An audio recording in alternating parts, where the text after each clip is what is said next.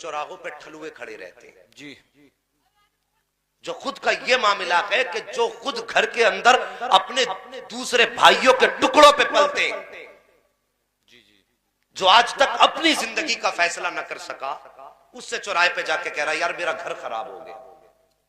اور یار جو زندگی نہ سنوار سکا وہ تیرا گھر کیا سنوارے گا؟ اور بیوی تیری تھی، زندگی تجھے اس کے ساتھ گزارنی تھی، اور چوراہوں پہ جا کے یاروں پہ جا کے تم نے برائیاں کی. اور پھر پردے کا تو کوئی اہتمام ہی نہیں. جتنے دیور ہوتے ہیں سب سے پہلے شرط سمجھتے ہیں کہ ان کا منہ دکھایا جائے. نکاح ہو کے گھر میں بیوی آئی، پہلے دوستوں کا ہاتھ پکڑ کے کہتا دیکھ یار چل منہ دکھائی نہیں کر رہا ہے. لعنت ہو ایسی زندگی پر. بیوی تیری تھی، تماشا تو نے بنایا، اور ڈائریکٹ انڈائریکٹ سارا معاملہ تو نے جا کے چوراہے پہ کہا میری بیوی سے زندگی میں کوئی بن نہیں پا رہی ہے، لا کے سمجھا دے. وہ آیا گھر میں آ کے کہتا ہے بھابی بھیا نے شکایت کی ہے، ذرا ایسا نہ کرو جس سے بھیا کو تکلیف ہو. خدا کی قسم جیسی بیوی یہ بات سنتی ہے اس کا کلیجہ ٹکڑے ٹکڑے ہونے لگتا ہے. وہ سوچتی ہے میں نے باپ چھوڑا اس کے لیے، میں نے بھائیوں کو چھوڑا اس کے لیے، میں نے بہنوں کو چھوڑا اس کے لیے، جن گلیوں میں پلی تھی وہ گلیاں چھوڑی اس کے لیے. یار اگر اپنے دروازے پہ 4 دن جانور پال لو، اس کو ہاتھ سے چارہ کھلاؤ تو جانور سے پیار ہو جایا کرتا ہے. پھر باپ تو بیٹی کو 18 سال تک سینے سے لگا کے پالتا ہے. اگر پالنے کے بعد تم قربانی کے لیے جانور کو لے کر کے جاؤ تو مالک کہتا ہے صاحب میرے سامنے ذبح مت کرنا، اس کو میں نے 1 سال تک اپنے کھوٹے سے رکھ کے پالا ہے. اگر کسی جانور کو کاٹا جاتا ہے تو پالنے والا آنکھیں بند کر لیتا ہے. یار جس بیٹی کو باپ نے 18 سال سینے سے لگا کے پالا،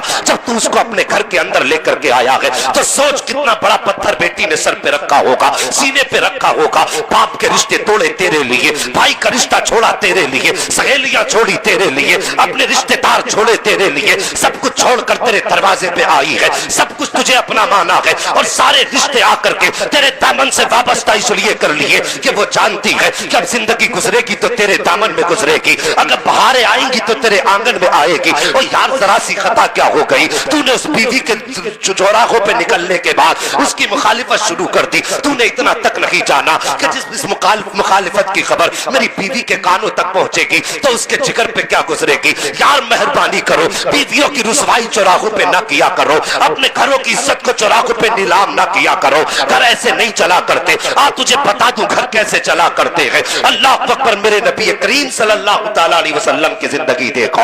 اللہ اکبر، تم کتنے بھی شان والے ہو جاؤ مصطفیٰ سے بڑے شان والے نہیں ہو سکتے ہو. تم جتنی بھی عظمت والے ہو جاؤ میرے نبی سے بڑی عظمت تمہاری نہیں ہو سکتی ہے. آؤ بیویوں سے رشتے کیسے نبھائے جاتے ہیں. اپنے نبی کی سیرت اٹھا کے دیکھو پیارے. کسی کی بیٹی پر تماچا چلا دینا آسان ہے، کسی کی بیٹی کو لاٹھی ڈنڈوں سے مارنا آسان ہے، اسے کان پکڑ کے گھر سے نکالنا آسان ہے. یہ بات تب پتا چلے گی جس دن کوئی تیرا داماد تیری بیٹی کا کان پکڑ کے گھر سے نکالے گا، تیری بیٹی کو لاٹھی ڈنڈوں سے مارا جائے گا، تب تجھے پتا چلے گا بیٹی کا درد کیا ہوا کرتا ہے. اگر تم قیامت میں مصطفیٰ کو منہ دکھانا چاہتے ہو تو مہربانی کرو اپنی بیویوں کے ساتھ اچھا برتاؤ کرو. آج ایک میسج میرے موبائل پر آیا، ایک خاتون نے لکھا تھا کہ میرے شوہر جو ہے مجھ سے کہتے تو میرے پیر کی جوتی ہے، پیر کی جوتی بن کے رہے گی، میں اپنی ماں کو نہیں چھوڑ سکتا ہوں، میری ماں کے قدموں کے نیچے جنت ہے، بتا تیرے پاس کیا ملے گا. تو میں کہتا ہوں جاہلو گوارو جو ایسی سوچ رکھا کرتے ہو، آؤ نبی کا فرمان سنو. مدینے والے بستر مرض پہ آرام فرما ہے. اللہ اکبر، موت کی قربتوں کا وقت ہے، کروٹیں بدل رہے ہیں. اس وقت میرے نبی نے فرمایا تھا اے دنیا والوں سن لو، میرے صحابہ سن لو، میرا دنیا سے جانے کا وقت آ گیا ہے. لیکن بتانا چاہتا ہوں جب خدا کی بارگاہ میں آؤ تو یاد رکھنا اپنے اوپر نہ تو بیوی کا حق لے کر کے آنا، نہ غلام کا حق لے کر کے آنا. عبادت کے بعد اگر سب سے پہلا سوال قیامت میں ہوگا تو تم سے تمہاری بیوی کے بارے میں پوچھا جائے گا. رب فرمائے گا بتا جس نے تیرے نام راتیں کر دی تو نے اس کے ساتھ زندگی کیسے گزاری، جس نے اپنے دنوں رات تیرے نام پہ قربان کر دیے تم نے اس کے ساتھ زندگی کیسے گزاری. اگر سنو آخرت کی بھلائی چاہتے ہو تو عہد کر لو بیویوں کے حق کھا کے نہ جاؤ، حق دے کے جاؤ. ادھر بیوی مسکرائے گی ادھر مدینے والا مصطفیٰ مسکرائے. کیا بات ہے. نعرہ تکبیر، نعرہ رسالت، مسلک اعلی حضرت فیضان حضور تاج الشریعہ ہم سب کی بخشش کا ذریعہ. یار مہربانی کرو آئے دن طلاق کے مسئلے، حد ہو گئی، سر میں درد ہو گیا. بنتی نہیں بیوی سے، شرم نہیں آتی؟ جی جی جی. اور چوراہے پہ کھڑے ہو کر کے منہ چلا دیا. اور جب یہ بات بیوی کے کان تک پہنچتی تمہیں کیا لگتا ہے وہ تمہارے لیے پانی لے کے کھڑی ہوگی؟ گھروں کے حالات بہتر کرو. فرمایا گیا جن گھروں کے اندر بیویاں اچھی ہوتی ہیں وہ گھر دنیا میں جنت ہوا کرتے ہیں. بے شک بے شک. کیسے ہوتے ہیں؟ جنت. جنت ہوا کرتے ہیں. وہ مت بولو جو بیوی سے ڈرا کرتے ہو. ہاں پرواہ نہیں ہے. جس گھر میں بیوی اچھی ہوتی ہے وہ گھر کیسے ہوتے ہیں؟ جنت. گھروں کے حالات بہتر کرو. مہربانی کرو بیویوں کے ساتھ اچھا برتاؤ. میرے نبی کی زندگی دیکھو. بے شک. اللہ اکبر. بتا دوں خیریت ہیں؟ جی جی جی. ابھی آپ کو بریلی والے مفتی صاحب کی بھی باتیں سننی ہے. جی جی. ہاں یہ مت سوچنا آج تو پتہ نہیں کتنے خطیب بیٹھا کے رکھا ہے. جی جی جی. ہاں بس توجہ کیجئے. میرے نبی کی زندگی دیکھیے پیارے. آقا کریم کی زندگی دیکھو. ہمارے گھروں کے حالات. ایک دن نا میرے نبی حضرت عائشہ صدیقہ رضی اللہ تعالیٰ عنہ بات چلنے لگی. بات ہی بات میں اور اس روایت کو بیان کیا گیا میرے نبی بستر پہ لیٹے ہوئے تھے. کہاں لیٹے ہوئے تھے؟ بستر پہ آرام فرما رہے. حضرت عائشہ صدیقہ کا بیان ہے. فرماتی میں گھر کے اندر بیٹھی تھی. اچانک نا دروازے پہ دستک ہوئی. دروازہ بجا. فرماتی میں گئی دروازہ کھولا. جیسی دروازہ کھولا نا ایک بوڑھی عورت آئی اور یوں آنکھوں پہ ہاتھ اس کا آ کے کہنے لگی عائشہ تیرا گھر والا نظر نہیں آ رہا ہے. فرماتی جیسی اس خاتون نے اتنا کہا نا عائشہ تیرا گھر والا نظر نہیں آ رہا ہے. فرماتی نبی بستر پہ آرام فرما رہے تھے. وہ آواز میرے نبی کے کانوں تک پہنچی اور فرماتی فوراً سرکار بستر سے اٹھے اور اپنے کپڑے سنبھالے باہر آ گئے. جیسی اس عورت کو دیکھا میرے نبی نے ہاتھ پکڑا بٹھایا. بٹھانے کے بعد فرمایا عائشہ گھر میں کچھ ہے؟ فرماتی گھر میں کچھ کھجوریں تھی میں نے پیش کر دی. پھر نبی نے فرمایا اور کچھ ہے؟ فرمایا دودھ تھا وہ بھی میں نے دے دیا. بے شک. پھر فرمایا اور بھی کچھ ہے؟ میں نے کہا حضور کچھ پیسے رکھے ہوئے. فرمایا وہ بھی لے آؤ. پھر آقا نے فرمایا اور کچھ ہے؟ حضور ایک چادر بھی ہے. نہیں چادر. میرے نبی نے فرمایا وہ بھی لے آؤ. فرماتی نبی نے سارے سامان لے کے اس بوڑھی عورت کے گود میں رکھ دیا. بے شک. بہت توجہ سے میری بات سننا. اس بوڑھی عورت کی گود میں رکھ دیا. فرماتی جب وہ جانے لگی نا میرے نبی پیار سے بات کرتے جاتے پیچھے پیچھے چلتے جاتے. فرماتے خاتون گئی نبی گئے بستر پہ لیٹے اور آقا کریم نے یوں دونوں ہاتھ اپنی آنکھوں پہ رکھے. فرماتی حضرت عائشہ میں صحن میں تھی نبی کمرے کے اندر تھے اور سرکار جب روئے نا ہچکی بھر کے مجھے آقا کریم کے رونے کی آواز باہر آ گئی. میرے دل میں خیال آیا کہ وہ پتہ نہیں کیا بات ہے لیکن اس وقت فرماتی میں پہلے سوچ رہی تھی نبی سے پوچھوں گی کہ یہ خاتون کون ہے جس کے لیے نبی نے اتنا سب کچھ دے دیا. اللہ اکبر. فرماتی میں باہر بیٹھی تھی نبی کے اندر سے رونے کی آواز آئی. عائشہ صدیقہ فرماتی میں برداشت نہ کر سکی. فرماتی میں نے چھلانگ لگائی نبی کے بستر پہ پہنچی اور فرماتی جب میں نے جا کے نبی کے دونوں ہاتھ چہرے سے ہٹائے نا آقا کریم کا چہرہ پورا آنسوؤں سے تر ہو چکا تھا. سرکار بڑے درد کے ساتھ رو رہے تھے. میں نے جیسے جا کے نبی کے ہاتھ اٹھائے اور اپنی گود میں مصطفیٰ کا سر رکھا اور رکھنے کے بعد کہا تھا اے محبوب بتا تو صحیح کس بات نے رلا دیا ہے. بتا تو صحیح رونے کی وجہ کیا ہے. اللہ اکبر. عائشہ صدیقہ فرماتی ہیں میرے نبی فرماتے ہیں عائشہ تم بھی پوچھنا چاہتی تھی نا یہ خاتون کون ہے. اللہ اکبر. آپ فرماتی میں چپ ہو گئی ہوں. اس کے بعد آقا فرماتے ہیں عائشہ یہ جو بوڑھی آئی تھی یہ کوئی اور عورت نہ تھی بلکہ یہ میری خدیجۃ الکبریٰ کی سہیلی تھی. آج میں نے اس کو دیکھا ہے تو مجھے خدیجہ کی یاد آ گئی ہے. آج جب یہ واپس گئی ہے تو مجھے خدیجہ کی یاد نے رلا دیا ہے. اللہ اکبر. اتنا حضرت عائشہ صدیقہ سنتی ہے کہتی آقا آج بھی آپ کو اپنی بیوی کی یاد آتی ہے. میرے نبی نے فرمایا تھا ہاں عائشہ کیوں یاد نہ آئے مجھے آج بھی خدیجہ کا وہ دن یاد ہے کہ تم میرے نکاح میں تباہی ہو. جب اسلام پھل پھول گیا تھا تم نے میرے چوکھٹ کا تب قدم رکھا ہے جب ہر نعمت ہمارے دروازے پہ آ کے کھڑی ہو گئی تھی. لیکن خدیجہ وہ ہے اس نے اس وقت میرے لیے دروازہ کھولا تھا جب سارے زمانے نے محمد کے لیے دروازہ بند کر دیا تھا، اس وقت خدیجہ نے میرا ساتھ دیا تھا جب سارے زمانے نے ساتھ چھوڑ دیا تھا۔ اللہ اکبر، اتنا کہنے کے بعد میرے نبی کی آنکھیں برسنے لگ جاتی ہیں۔ فرماتے ہیں عائشہ تمہیں کیا بتاؤں، ایک دن جب میں گھر سے باپ گھر کے اندر آیا، جیسی میں چلا ہوں دروازے پر پہنچا نہیں تھا، اتنے میں اچانک میں جیسی دروازے پہ پہنچا، فرماتے عائشہ میں نے ابھی دروازے پہ دستک بھی نہیں دی تھی، میں نے کبھی کھانسی بھی نہیں کی تھی، جیسی قدم رکھا ہے قدم بعد میں دروازے پہ پہنچا، دروازہ پہلے کھل گیا تھا، جیسی دروازہ کھلا میں نے جا کے کہا تھا خدیجہ ذرا سچ تو بتا، آج اتنے دن ہو گئے تیرے ساتھ رہتے رہتے، اتنا وقت گزر گیا تیرے ساتھ رہتے رہتے، لیکن بتا تو سکی کبھی دروازے پہ آ کر کے آواز دینے کی ضرورت نہیں پڑی ہے، کبھی دروازے پہ آنے کے بعد دروازہ بجانے کی ضرورت نہیں پڑی ہے، اے خدیجہ بتا تو سکی دروازہ کیسے کھول دیتی ہو؟ فرماتے ہیں عائشہ سنو، اس وقت خدیجہ نے کہا تھا یا رسول اللہ آپ جیسی گلی میں موڑ مڑا کرتے ہیں، پہلے چوراہے پہ ہوتے ہیں، آقا آپ دروازے پہ بعد میں آتے ہو، نبوت کی خوشبو گھر میں پہلے آ جایا۔ کیا بات ہے، نعرہ تکبیر، نعرہ رسالت، مسلک اعلی حضرت فیضان حضور تاج الشریعہ مفتی حماد میاں صاحب قبلہ۔ یار بیوی دیکھو، ابھی شوہر دوسرے چوراہے پہ ہے، خوشبو نے بتا دیا، فرماتی دروازے پہ آپ بعد میں آتے ہو یا رسول اللہ، خوشبو پہلے آ جاتی ہے، اور میں تو خوشبو سونگ کے پہچان لیتی ہوں میرا ماہی آ گیا، میرا محبوب آ گیا۔ اللہ اکبر، فرماتے ہیں عائشہ جب میں نے گھر میں قدم رکھا میرے سر پہ چوٹ کے نشان تھے، بدن پہ خون کے دھبے تھے، عائشہ نے میرا چہرہ دیکھا، دیکھ کے رونے لگی، کہنے لگی لگتا ہے محبوب آج پھر تیری قوم نے تجھ کو ظلم سے اور پتھروں سے ستایا ہے۔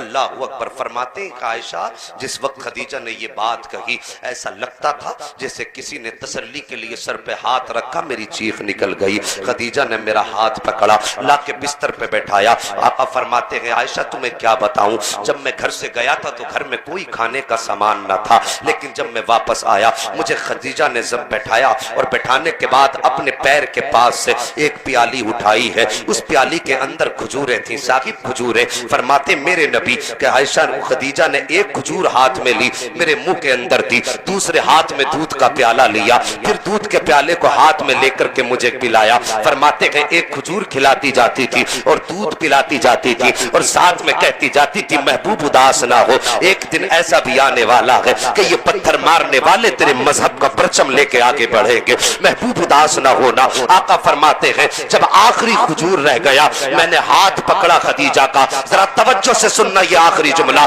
آقا فرماتے ہیں کہ جب آخری کھجور رہ گیا میں نے خدیجہ کا ہاتھ پکڑا اور میں نے کہا خدیجہ میں نے تو کھا لیا ہے لیکن سچ بتا تو نے بھی کھایا ہے کہ نہیں کھایا ہے، تو بتا تو نے کچھ کھایا ہے کہ نہیں کھایا ہے۔ اور جوانوں تم سے بات کہنا چاہتا ہوں، یہیں پہ ٹھہر کے کچھ عرض کرنا چاہتا ہوں، آج ہم چوراہوں پہ جاتے ہیں ہمارا موڈ فریش ہوتا ہے، یاروں میں بیٹھ کے ٹھٹے لگاتے ہیں، ہمارا موڈ اچھا ہوتا ہے، لیکن جیسی گھر میں قدم رکھا بیوی کا چہرہ دیکھا، چہرے پہ 12 بج جایا کرتے ہیں، ایسا لگتا ہے کسی کا جوتا کھا کے آیا ہے، جیسی بیوی پوچھتی ہے کھانا کہ نہیں کھانا ہے، کھانا لگا دیا گیا ہے، تیور چڑھا کے بیٹھ جاتا ہے، سیدھے منہ بات کرنے کے لیے تیار تک نہیں ہے۔ یار ذرا رحم کیا کر، وہ تیری جیون ساتھی ہے، اس نے کھانا لگایا، تو نے ایک بار بھی اس سے نہیں پوچھا تو نے کھایا کہ نہیں کھایا، تو نے جانوروں کی طرح رکھا دیکھا، کھایا پیٹ بھرا باہر نکل جاتا ہے، یار تو نے اس سے کیوں نہیں پوچھا، وہ بھی تو صبح سے تیرا رستہ تک رہی تھی، وہ بھی تو سوچ رہی تھی شام کو شوہر آئے گا تو اس کے ساتھ بیٹھ کے کھانا کھاؤں گی،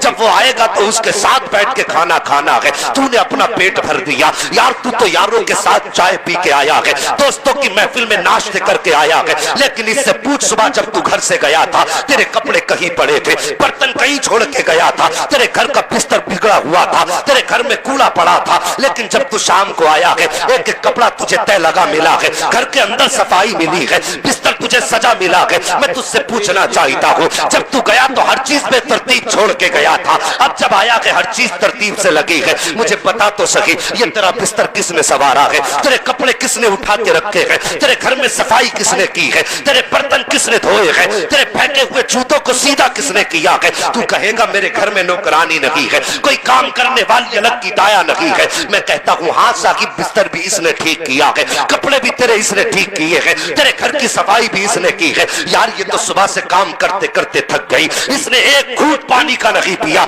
सिर्फ ये सोच करके कि शाम को शोहर आएगा तो उसके साथ खाना है, शाम को शोहर आएगा उसके साथ बैठना है। और तूने आकर के पहले चेहरा बिगाड़ लिया। तूने एक बार उससे क्यों नहीं पूछा कि तूने खाया है कि नहीं खाया है? अपने पेट भर के चले जाते हो। यार वो तेरा जीवन साथी है, तेरी शरीक हयात है, तेरे दुख और गम की साथी है, तेरी खुशी की साथी है। मजा तो तब था जब तू दस्तरखान पे बैठा था, लुकमा मुंह में बाद में लेके जाता, पहले बीवी से पूछ लेता पता तूने भी खाया कि नहीं खाया है। खुदा की कसम खा के कहता हूँ, इधर बीवी का दिल खुश हो जाता, उधर करम मदीने वाले गुंबद खजरा के आका का। नारे तकबीर, नारे रिसालत, मसलके आला हजरत हमारे नबी की शान मुफ्ती हम्माद मियां साहिब किबला।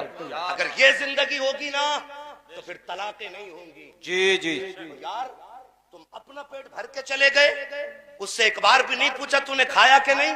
जी जी जब तुम्हें उसकी परवाह नहीं, वो जूता लेके खड़ी नहीं होगी तो क्या करेगा? बेशक। मैं कहता हूं उसकी भी रजा कुछ तलाश करो। खाने से पहले उससे पूछ तूने खाया कि नहीं। अगर वो चुप है तो हाथ पकड़ के बैठा, मैं खाना बाद में खाऊंगा, पहले तू खा।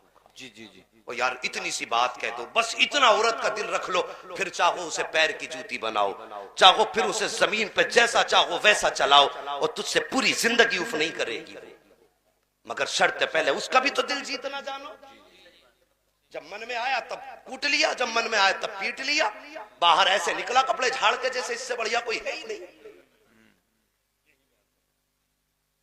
औरत को मारना जवान कोई कमाल नहीं है। अगर वो पिट रही है ना, कमजोर नहीं है, ये याद रखना। अगर तो तुम मार सकते हो, एक बीवी भी मार सकती है। जी जी जी।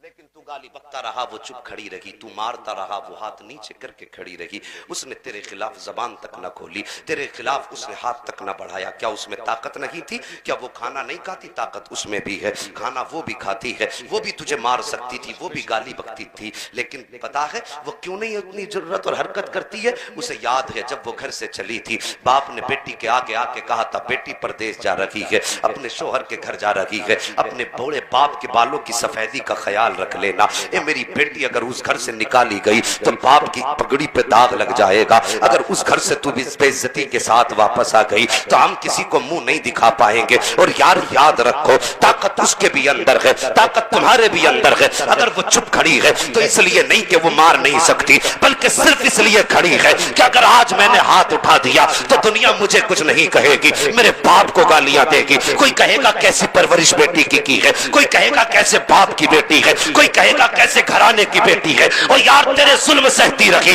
तेरी मार खाती रही, सिर्फ इस बुनियाद पर कि दुनिया तुझ पे जुल्म कर ले लेकिन मेरे बाप पे कोई उंगली ना उठा सके। और यार बेटी होती है कि सारे जुल्म सहे हैं तो तेरे लिए नहीं, बूढ़े बाप की सफेदी के लिए सही है। अगर तुझे जन्नत चाहिए तो बीवियों को सताया ना करो, उन्हें मनाया करो। अगर इधर बीवी दुआ दे देगी उधर मदीने वाले मुस्तफा जन्नत का इशारा। क्या बात है। नारे तकबीर, नारे रिसालत, मसलके आला हजरत हमारे नबी की शान। तुमसे किसने कह दिया बीवी के पास जन्नत नहीं है? जी जी। मर के देख लड़के फिर बताते जन्नत तेरा बाप दिलाता है। हाँ लोग कहते बड़ा कड़वा बोलता है ये मौलवी, ऐसा नहीं बोलना चाहिए। लेकिन सच कहता हूं, जब हमारे एतकाद इतने कमजोर हो जाए ना कि गला दबा के मर जाओ, शफात कब्र में ही रखी है। चल बेटे पता चले भाई, हक है उसका आप पर, मेहरबानी करो। उसको सता के अगर जन्नत में जाने की कोशिश करोगे ना, पहले गरेबान पकड़ के पुल सिरात पे रोकेगी। इन उलमा से पूछो कितना लंबा चौड़ा रास्ता है। लंबाई बता देता हूँ, चौड़ाई ये बता देंगे। लंबाई 500 बरस की है। कितनी? 500 बरस। चौड़ाई इनसे पूछो फिटों में होगी कि गजों में होगी? सब जानते, बाल से ज्यादा बारीक, तलवार से ज्यादा तेज। फरमाया गया अगर हक है ना किसी का, वो बंदा उसमें वैसे ही डर लग रहा होगा यार, नीचे दोज़ख, और ऊपर वो वैसे ही फिसल के अमल तो है नहीं जो रपट के चले जाए, वैसे ही डगमगा रहा होगा। वहां के गिरबान पकड़ेगी और ऐसे हिला के कहेगी बता मेरा हक मार के किधर जा रहा है। بے شک سمجھ رہے میرا حق مار کے جی کدھر جا رہا ہے یار؟ اپنی بوجھ بن جائیں گے اور پھر گریبان پکڑ کے ہلا دیا اس نے، پھر کدھر جائیں گے؟ مہربانی کرو حق ادا کر کے مرو۔ توجہ ہے آپ کی؟ میں نے کہا تھا کبھی کھانے سے پہلے ان سے بھی پوچھ لیا کرو جی کہ تم نے کیا کھایا کیا نہیں۔ وہ ایک کمنٹ اس پہ واٹس ایپ پہ اور فیس بک پہ ایک صاحب کہنے لگے جی غلطی عائشہ کی ہے، غلطی عائشہ کی ہے، اسے ایسا نہیں کرنا چاہیے۔ میں کہتا ہوں بھائی کچھ تو سوچ لو، مہربانی کرو، غلطی اس کی ضرور ہے لیکن تم کیا اندھے ہو گئے ہو؟ چلو چل کے پھر سارے لوگ مل کے عائشہ کے لیے بد دعا کرتے ہیں اور عارف کے گلے میں ہاتھ ڈالنے چل کر کے اس کے گلے میں ہار ڈالے جائیں گے یار؟ آج عائشہ اس کے باپ سے پوچھو جس نے بیٹی کھوئی ہے، جی جی جی اس کے باپ سے پوچھو جس نے بیٹی کھوئی ہے کیا درد ہوتا ہے بیٹی کے کھونے کا۔ قاری صاحب قبلہ نے بڑی اچھی باتیں کہیں، جب یہاں سے رخصت ہوتی ہے تب خاندان روتا ہے، جی اور جس گھر سے جوان بیٹی کی لاش اٹھی ہوگی اس گھر کا عالم کیا رہا ہوگا؟ بے شک ہے؟ سوچو، مہربانی کرو جوانوں، اگر ایسے کوئی ہماری وجہ سے مر گیا نا تو لوگ کہتے ہیں مولوی کڑوا بولتا، پتہ چلے گا جنت کتنی مشکل سے ملے گی، اتنی بھی سستی نہیں پلیٹ میں اٹھا کے کھا لی۔ ہاں بہت مشکل ہے جنت کا معاملہ بھی۔ مہربانی کرو کسی کو ستایا نہ کرو، کسی کو رلایا نہ کرو، اور مہربانی کرو حق دے کے مرو، حق کھا کے مت مرو، جی حق دے کے مرو، حق کھا کے مت مرو۔ ہم نے یہ دیکھا ہے بیٹیاں پردیش چلی جاتی ہیں نکاح کے بعد، ادھر سسرال والے بس انہیں تو پھر نوکرانی مل گئی ہے، ادھر باپ کا انتقال ہو گیا، بیٹی تو بس تنہا ہو گئی، نہ سسرال والے ساتھ نہ میکے والے ساتھ۔ بھائیوں نے بھی دروازے بند کر دیے بہن کے لیے، کیونکہ آتی ہے نا تو بھائی بھی منہ ٹیڑھا کر لیتا ہے، بیویاں ان کی آنکھیں نکال کے دیکھتی ہیں اب کیا لینے آ گئی ہے، ابھی تو بھات دیا تھا۔ ہاں سب جوڑے بیٹھی رہتی ہیں بھابیاں، ابھی تو بھات دیا تھا، اور یہ نہیں دیکھتی خود کتنا کھا کے بیٹھی ہے۔ اس کی ایک 500 روپے کے کپڑے فلاں ٹائم پہ بنائے تھے، 1000 کے فلاں ٹائم پہ بنائے تھے، پورے سال کا اسٹیمیٹ، ایسا لگتا ہے پورا حساب مینیجر یہی بیٹھا ہے، سب جوڑ کے بتا دے گی ابھی تو دیا ہی تھا، پھر آ گئی۔ یار مہربانی کرو، ان کا بھی حق ہے اس گھر میں، اور میں باپوں سے گزارش کروں گا مرنے سے پہلے بیٹیوں کو کم سے کم ایک کمرہ دے کے چلے جاؤ، جی جی جی ایک کمرہ بیٹیوں کو دے کے چلے جاؤ، جبکہ ان کا حق ہے جائیداد میں، کھا کے مر جاتے ہیں، بیٹی کی جائیداد کھائی حج کو چل دی ہے،